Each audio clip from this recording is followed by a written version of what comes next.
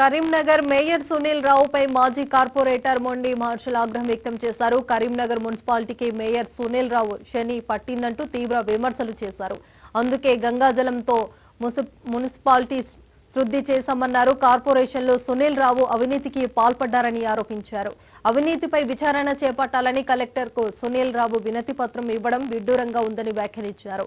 ఇక బండి సంజయ్ దొంగకు కండువ కప్పి పార్టీలోకి ఆహ్వానించారంటూ ఎద్దేవా చేశారు. మేయర్ కాకముందు సునీల్ ఆస్తి ఎంత, ఇప్పుడెంత ఉందని ప్రశ్నించారు. వీళ్ళు ఏం ఆలోచించారంటే డ్రైన్లు, స్మార్ట్ సిటీ మీద డ్రైన్లు, సీసీ రోడ్ల మీద పోతే అవినీతి తొందరగా బయటపడుతుంది, లెక్కలు తొందరగా తెలుస్తాయని ఏం చేశారు. బిఫోర్ ప్లాన్ ఏం చేశారు, సమీకృత మార్కెట్లు, పార్కులు, జంక్షన్ల మీద పెడితే పబ్లిక్ తెలివే అనుకున్నారు. కానీ మీరు ఆయన ఏమంటారంటే నేనే మేధావు అనుకుంటున్నాను. పబ్లిక్ మీ అందరికన్నా చాలా మేధావులు. ఒక్కొక్క జంక్షన్లో ఎంతో దోచుకున్నారు, సమీకృత మార్కెట్లు ఎంతో దోచుకున్నారు, పార్కులలో ఎంతో దోచుకున్నారు, ఎంత బిల్లులు పెట్టుకున్నారు. ఇప్పటికీ మేము మొదటి నుంచి కొట్లాడుతున్నాం కిసాన్ నార్ సంస్కృతి మార్కెట్ మీద. అలా గుట్టనే లేదు, ఆల్రెడీ ఎప్పుడైనా జరిగింది.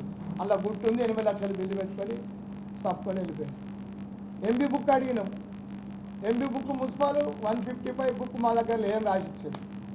వెంటనే 2 రోజులకు ఏం చేయాలో తోచక మాజీ మేయర్ ఏం చేసాడు, కాంట్రాక్టర్ తోటి 1 టౌన్లో పోలీస్ స్టేషన్లో కంప్లైంట్ ఇచ్చాడు, మా బుక్ పోయిందని. ఇది మున్సిపల్ పరిస్థితి. ఆయన పరిపాలన అట్లా చేసాడు.